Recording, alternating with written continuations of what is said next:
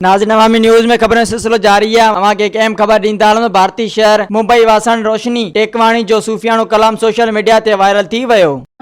असांजो दीन ऐं मज़हब आहे इंसान सां मोहब्बत, असीं सचल जहिड़ो सूफ़ी, असीं सचल जहिड़ो सूफ़ी सचो इंसान था चाहियूं, न की झेड़ा न की जंगूं न की शैतान था चाहियूं, असीं सूफ़ी आहियूं माण्हू।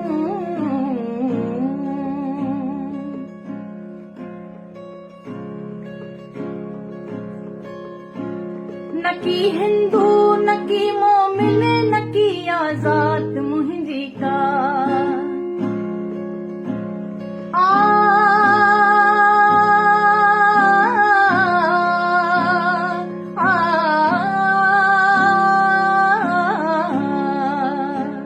न की हिंदू न की मोमिन न की आज़ाद मुंहिंजी का, जो ही आहियां सोई आहियां तुंहिंजो एहसान था चाहियूं, न की झेड़ा न की जंगूं न की शैतान था चाहियूं, असीं सूफ़ी आहियूं माण्हू, असीं सिंधी आहियूं माण्हू, अमन अमान था चाहियूं, न की झेड़ा न की जंगूं न की शैतान था चाहियूं, न की झेड़ा न की जंगूं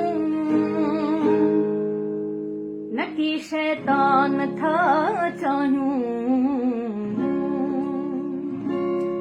मज़ीद खबरों और तफसीलात के लिए विजिट करें हमारी वेबसाइट www.awamiNewsHD.com।